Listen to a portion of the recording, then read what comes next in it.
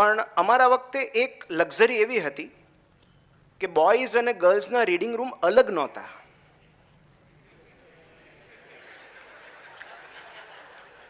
આજે મને 2-3 વાર છગનભાઈએ ભારપૂર્વક કહ્યું કે બંને અલગ છે.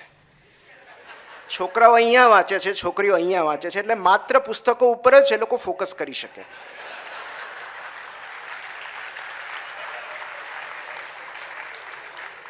સદભાગ્યે અમારા વખતે એવું નહોતું. એટલે અમે પુસ્તકોના પણ પ્રેમમાં પડ્યા.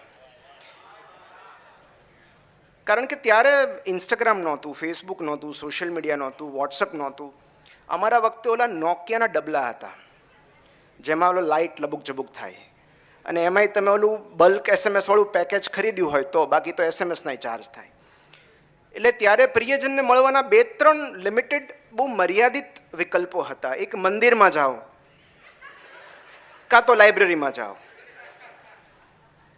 એટલે કેવું છે કે બંને જણ મ્યુચ્યુઅલ ઇન્ટરેસ્ટથી એકબીજાના પ્રેમમાં પડે તો એ પ્રેમ ચિરંજીવી હોય. એટલે પુસ્તકો ઘણી બધી પ્રેમ કથાઓનું નિમિત્ત બને છે, અને એ પ્રેમ કથા બહુ દૂર સુધી જાય છે. છગનભાઈ કીધું કે પેલી પત્નીએ ડિવોર્સ એટલા માટે આપ્યા કારણ કે એને વાંચવાનો શોખ નહોતો, કે એ એકલો છે ને મજા લે છે. એટલે જો બંને જણ વાંચનના પ્રેમને કારણે એકબીજાના પ્રેમમાં પડ્યા હોય તો એ લવ સ્ટોરીઝ બહુ ચિરંજીવી હોય છે, કારણ કે મ્યુચ્યુઅલ ઇન્ટરેસ્ટને કારણે બંને એકબીજાના પ્રેમમાં પડ્યા હોય છે. તો આમ તો મારે જે વાત કરવી છે એ આપણી બહુ જૂની વાર્તાથી વાત કરવી છે, કે આપણે બહુ બધાએ એ વાર્તા ભણ્યા છીએ. સમજુ બકરીઓ. તમને ખબર છે કે એક નદી હતી, એની ઉપર એક સાંકડો પુલ હતો. નદીના એક છેડેથી બીજા છેડે જવા માટે એટલો બધો સાંકડો પુલ કે એમાંથી કોઈ એક જ જણ પસાર થઈ શકે એટ અ ટાઈમ. અને સૌથી પહેલાં સામસામેથી 2 કૂતરા આવે છે.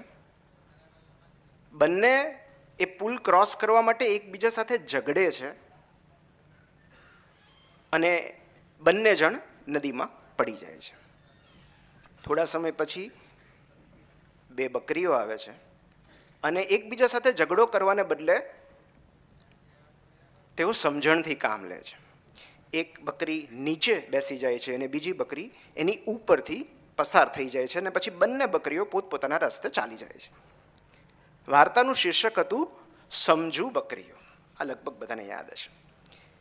આ વાર્તા ત્યાં પૂરી થઈ ગઈ, બકરીઓ બંને પોતપોતાના રસ્તે ચાલી ગઈ. પણ એવું શું થયું કે બકરીઓ ઝઘડી નહીં અને બકરીઓએ સમજણથી કામ પાડ્યું? એ આપણને કોઈએ ન કીધું. તો એનો જવાબ હું આપું છું કે પછી સંશોધકોએ બકરીઓને ટ્રેસ કરી કે આ જાય છે ક્યાં, શું કરે છે. તો ખબર પડી કે ગામની લાઇબ્રેરીના જે પુસ્તકો પેલા કૂતરાઓએ ફાડી ખાધેલા, એ પુસ્તકોના વેર વિખેર પડેલા પાનાઓ આ બકરીઓ ચાવતી હતી.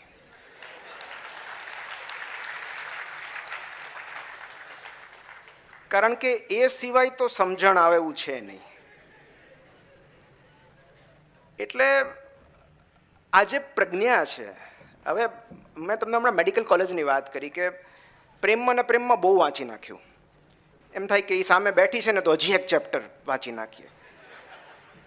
અને MBBS પત્યું, MS પત્યું, એમ થયું કે 12મા ધોરણ પછી 12 વર્ષ વાંચ્યું, હવે કેટલુંક વાંચવાનું, પૂરું થઈ ગયું. ડૉક્ટર બની ગયા, સુપર સ્પેશિયાલિસ્ટ બની ગયા, પ્રેક્ટિસ ચાલુ થઈ ગઈ, હવે શું વાંચવાની જરૂર છે, એમ માનીને મેં વાંચવાનું છોડી દીધેલું.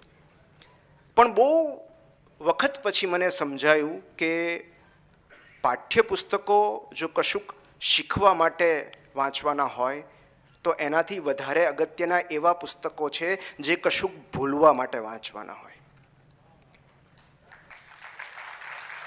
તો પાઠ્યપુસ્તકો લર્ન કરવા માટે આપણે વાંચીએ છીએ, સાહિત્યના પુસ્તકો અનલર્ન કરવામાં મદદ કરે છે. પાઠ્યપુસ્તકોથી જ્ઞાન મળે છે, અને જ્ઞાન માણસને બરડ બનાવે છે, જ્યારે સાહિત્યના પુસ્તકો માણસને પ્રજ્ઞા આપે છે, અને પ્રજ્ઞા આપણને વિનમ્રતા આપે છે.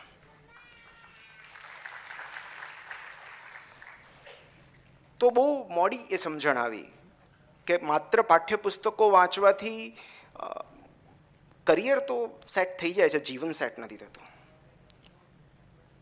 શિક્ષણ મળી જાય છે, કેળવણી નથી મળતી.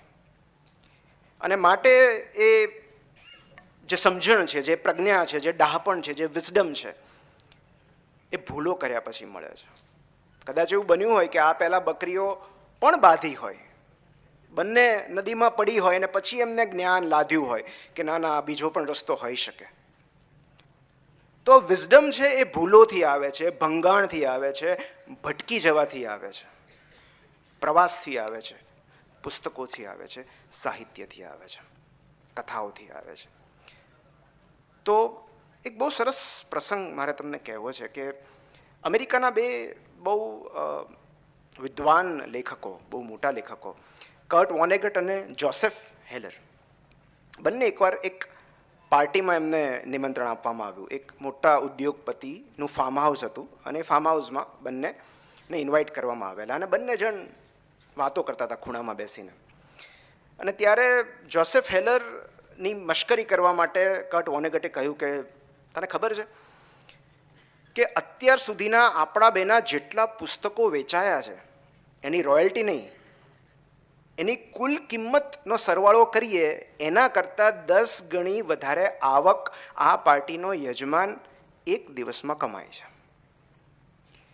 એટલે જોસેફ હેલરે એવું કહ્યું કે હા, એ વાત સાચી, પણ મારી પાસે એવું કશુંક છે જે એની પાસે ક્યારેય નહીં હોય. એટલે કર્ટ વોનેગટે પૂછ્યું કે એવું તો શું છે તારી પાસે? એટલે હેલરે કહ્યું કે મારી પાસે સમજણ છે કે મારી પાસે જેટલું છે એ પર્યાપ્ત છે. તો આ સમજણ જે છે એ માત્ર ને માત્ર પુસ્તકોથી આવે છે, એ બિઝનેસથી નથી આવતી, એ એજ્યુકેશનથી નથી આવતી, એ વિઝડમ જે છે એ લિટરેચરથી આવે છે. મારે તમને આજે વાર્તાઓ જ કહેવી છે, કારણ કે વાર્તાઓ જ આપણને કનેક્ટ કરે છે, અને મારે જે કંઈ કહેવું છે હું વાર્તાઓના માધ્યમથી જ કહીશ, અને એ પણ પુસ્તકોના માધ્યમથી. જે પુસ્તકોમાંથી મને મળ્યું છે એ હું તમને પાસ ઓન કરું છું. તો પુસ્તકોથી શું બદલાવ આવી શકે એનો એક પ્રસંગ છે કે નોર્થ અમેરિકાની જેલમાં હમણાં એ લોકોએ એવું શરૂ કર્યું છે, અહીંયા પણ ઘણી એવી જેલ છે કે જ્યાં આગળ એ લોકો પુસ્તકો ઉપલબ્ધ કરે છે કેદીઓ માટે. જો કે કોઈ કેદીઓને વાંચવું હોય તો પહેલાં તો ન વાંચવું, હવે વાંચો એમ. તો કેદીઓ માટે પુસ્તકો ઉપલબ્ધ કરવામાં આવે છે. એ રીતે નોર્થ અમેરિકાની જેલમાં એક કેદીને દેહાંત દંડની સજા થયેલી, અને એમનું જે એક્ઝિક્યુશન હતું ત્યાં અલગ રીતે એક્ઝિક્યુટ થાય, પણ એમ ફાંસી માની લો કે ફાંસીનો દિવસ નજીક આવતો હતો. તો એ કેદીને એક પુસ્તક આપવામાં આવ્યું, બિંગ પીસ. ટિક નાટ હાન નામના એક આધ્યાત્મિક ગુરુ છે, હતા રાધર, એક વિયેટનામીસ બુદ્ધિસ્ટ સાધુ, જેઓ હમણાં 96 વર્ષની વયે મૃત્યુ પામ્યા. એમણે અદ્ભુત પુસ્તકો આપ્યા છે. પીસ એક્ટિવિસ્ટ હતા, શાંતિ માટેના સક્રિય કાર્ય કરતા હતા, અને એમનું આ પુસ્તક છે બિંગ પીસ, એ પેલા કેદીને આપવામાં આવ્યું. અને જેલમાં તો કેટલો બધો સમય હોય, ત્યારે તો એવું બાનું ન કાઢે કે ટાઈમ નથી.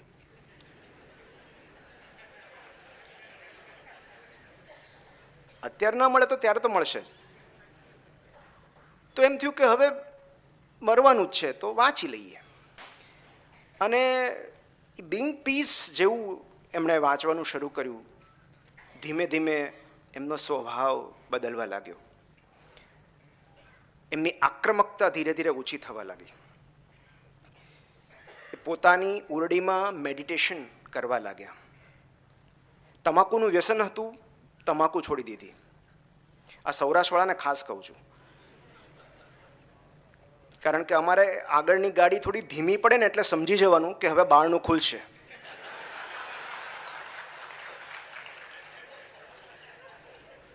અમારે હોસ્પિટલ ગમે એ કલરની કરો, અંતે તો એ ગેરુઆ રંગ જ થઈ જાય.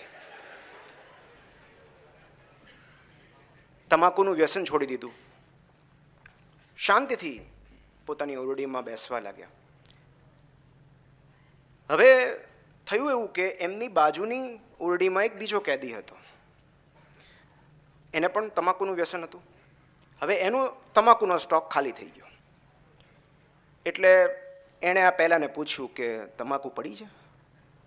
હવે આણે તો છોડી દીધેલી, પણ સ્ટોક પડ્યો હોય ને, એટલે એણે શું કર્યું કે બિંગ પીસ પુસ્તકનું પહેલું પાનું ફાડ્યું અને એમાં તમાકુ નાખી એ વીંટાળી અને તમાકુ આપવાના બહાને બિંગ પીસ પુસ્તકનું પહેલું પાનું પહેલાં બાજુના કેદી સુધી પહોંચાડી દીધું. પહેલાં કેદીએ તમાકુ તો ખાધી, પછી પહેલું પાનું વાંચ્યું. એવી રીતે બીજા દિવસે બીજું પાનું, ત્રીજા દિવસે ત્રીજું પાનું. એવી રીતે તમાકુ આપવાના બહાને પહેલા કેદીએ બીજા કેદીને બિંગ પીસ નામનું આખું પુસ્તક મોકલી આપ્યું અને રોજ એક એક પાનું વાંચતો ગયો. આ બીજો દર્દી પણ ધીમે ધીમે શાંત પડવા લાગ્યો. જે પહેલા પોતાની ઓરડીની દિવાલો સાથે માથું પછાડતો, એ કલાકો સુધી ચૂપચાપ શાંતિથી પોતાની ઓરડીમાં બેસવા લાગ્યો. જ્યારે આખું પુસ્તક પત્યું પછી એક દિવસ આ બીજા કેદીએ પહેલાને એક ચિઠ્ઠી લખીને મોકલી બાજુમાં કે આટલું સુંદર પુસ્તક મારા સુધી પહોંચાડવા બદલ તમારો આભાર. આ બીજા કેદીએ પણ મેડિટેશન શરૂ કરી દીધું અને થેન્ક યુ નોટ લખી કે આટલું સુંદર પુસ્તક મારા સુધી પહોંચાડવા બદલ આભાર. અને આ ચિઠ્ઠીની જ્યારે આપ-લે થઈ ત્યારે એ બંને કેદીઓના મનમાં રહેલો કોમન વિચાર એ હતો કે કાશ આ પુસ્તક આપણે પહેલાં વાંચ્યું હોત તો આજે આપણે અહીંયા ના હોત. તો એ મનનો હોય કે તનનો, કારાવાસની અંદર અને બહાર રહેલા લોકો વચ્ચે તફાવત બસ એક પુસ્તક જેટલો જ હોય છે.